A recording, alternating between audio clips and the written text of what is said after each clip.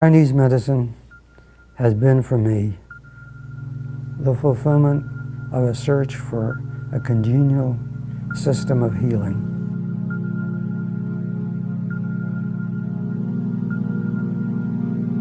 It is a personal, subtle, gentle, yet highly technical medical system which allows me to be close to the essence, to the life force, both of my own and that of others.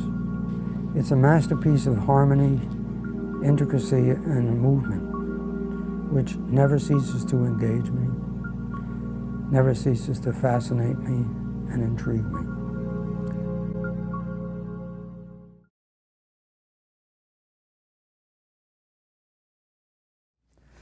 So essentially the question is, why do I consider getting information in what we call the birth history on the health of the parents in terms of evaluating the health of a patient when they come for our assistance? Why are there so many questions that have to do with what the parents were doing? And the first part of my answer to that question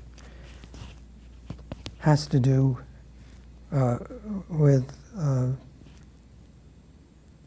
what's been happening since the beginning of life on Earth. What you see, particularly in mammals, every single spring, you witness this tremendous competition between males for the attention and eventually the right to procreate with the female. And the females stand around and watch this. This is happens with birds. It happens with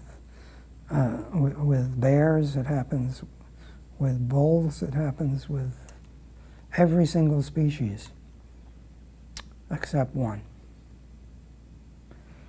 But they exhaust themselves. Sometimes a whole species almost of males on a particular, I know there was one island off the coast, an island off the coast of Scotland where these animals, the males in this competition would exhaust themselves to such an extent that most of them would die as a result. I mean, this competition is extraordinary. And the females pick the ones to whom they're going to procreate as a result of which ones prove themselves to be the best.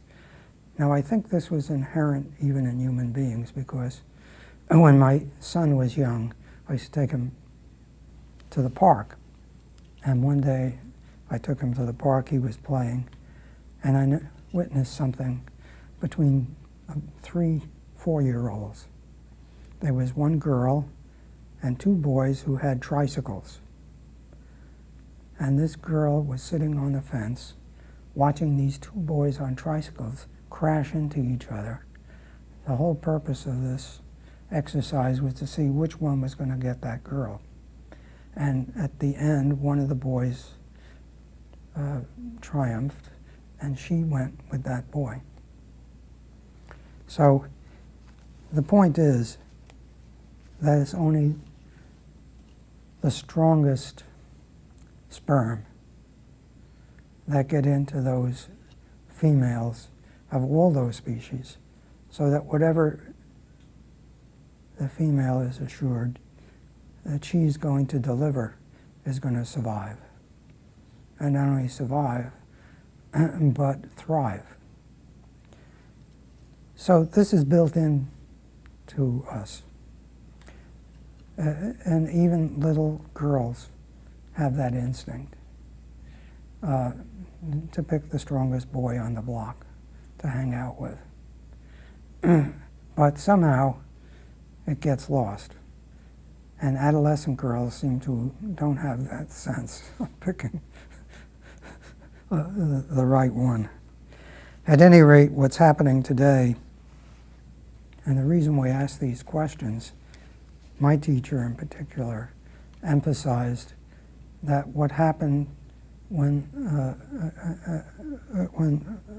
at conception was the most important thing that happened to a person. And the conditions that exist at conception are almost endless that have an impact on what that combination of that egg and that sperm, what its destiny is. And that includes, and I have examples, one of which is in here somewhere. We ask, what was the father's exposure to, say, alcohol or drugs, or exposure to toxicity? Were they working in a plant where they were, in a coal mine or in a chemical factory? These things come out every day in the papers, but nobody pays total attention to all of them. But nevertheless, those things are affecting the vitality of the sperm of that male. And the vitality of that sperm is what my patient became. So it's important to me to know how much of what I'm presented with that I am supposed to heal is inherent in that person, part of their genes, or as a result of their lifestyle. So what I used to teach is that a patient's lifestyle began with their parents, and it began at conception. And so that's why we ask, how many miscarriages did the mother have? When was the last time she had a baby? How many abortions did she have? All these things. What was the psychological situation at the time of conception and throughout pregnancy? For example, I've seen a lot of people whose mothers became pregnant outside of marriage, whose fathers didn't really want to marry them. They were shotgun marriages throughout most of the pregnancy. The mother wasn't sure, what's in those days. When I went to college, for example, I went to a college where there were a lot of gorges that ran through the campus, 300 feet deep. At least once or twice a year, a co-ed jumped into those gorges. And the reason they did it, and this goes back to 1942 to 48, it was because they were pregnant.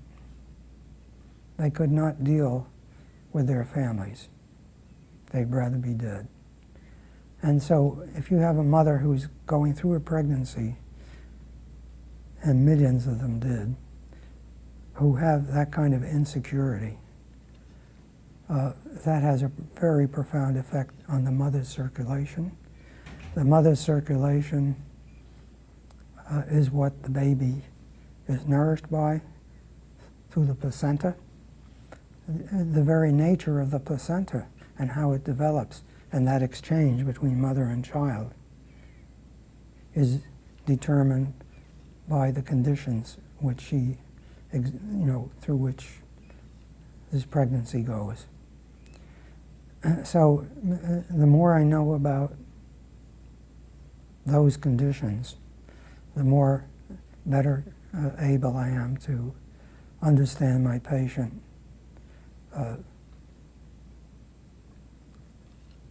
For whom this basic substance that we call essence that controls the in utero development of that fetus and all its parts, how that evolved. Whether, that person came out with a fighting chance or at a very great disadvantage. That is very important for me to know in terms of how I address what I'm doing with them. As we began to see increasingly, even in the time when I studied with Dr. Shen, younger people, and this has proliferated in our time, young people are coming in today with their pulses, with their complaints, the same as old people when I started. Young people have aged, even though they're going to live longer, as we're keeping them alive, and they're getting bigger. But they're old. People your age are old inside. They do not have the stamina. They don't have the strength that people had 10, 20, 30 years ago.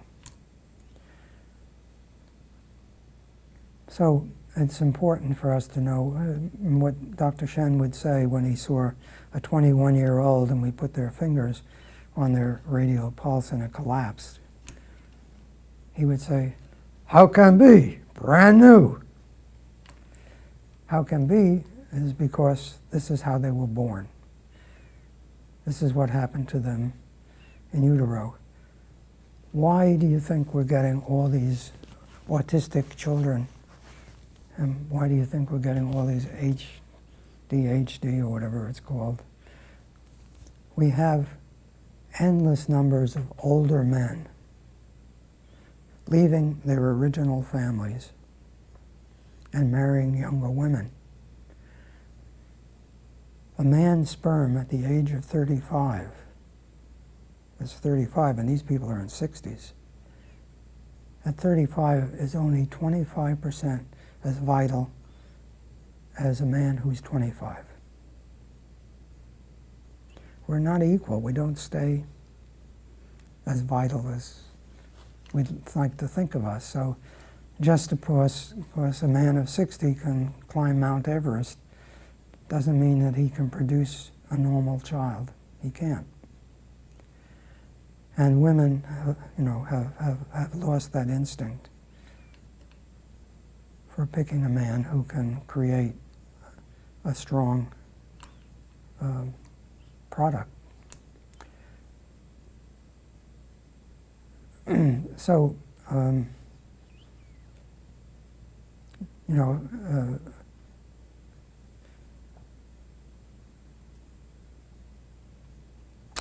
that's why it's important to know as much as you can about who the parents were, how old they were, what they were doing.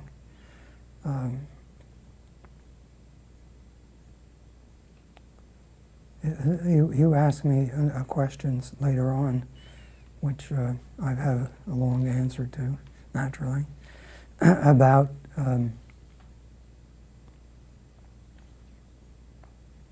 how the pulse determines what I decide to do for somebody, or how their history can determine that. And it's a woman who I saw not too long ago, and I can go into more detail about her later, but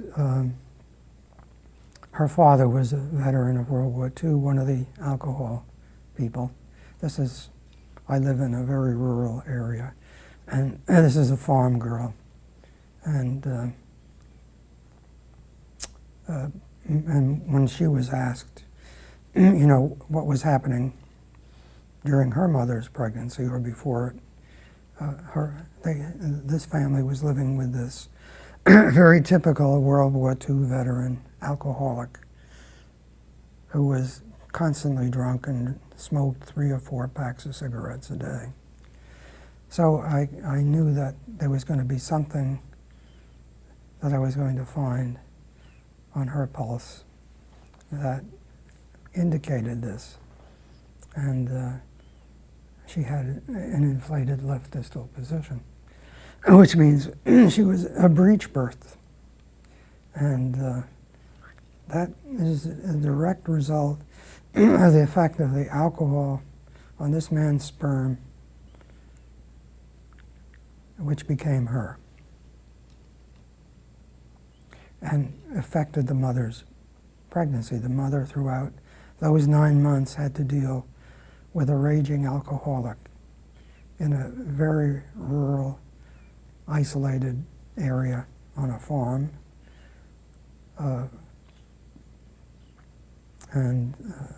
She had to deal with this man on a daily basis. Throughout that pregnancy, that kind of stress has the effect that I was talking about before on her circulation and on her placenta, her ability to nourish this child so that it would turn inside her in the correct way when it was about to come out.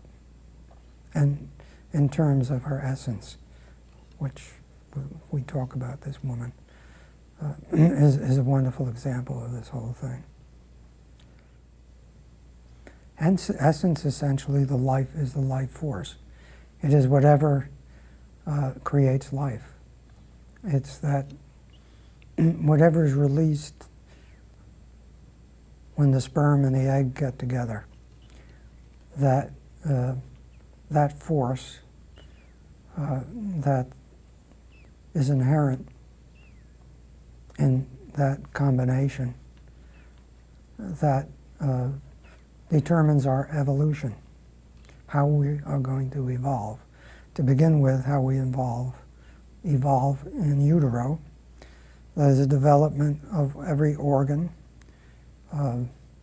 every function, every area of our body, and not only how everything develops, but how it's coordinates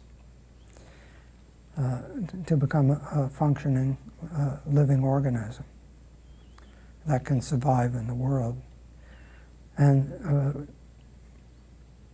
it is controlled by and stored by one of the principal organ that controls that development in utero, controls this essence, stores this essence, delivers this essence at birth so that we become who we are, and that we call that the kidneys. Remember we talked earlier about the organs down at the bottom part of the body. The main organ down here is the kidney, and the kidney controls this essence. The essence gets stored in the bone marrow, it's stored in the brain, and the kidneys control the storage of this, and from which, throughout life, every other organ can call on for whatever it needs in order to function and survive. It's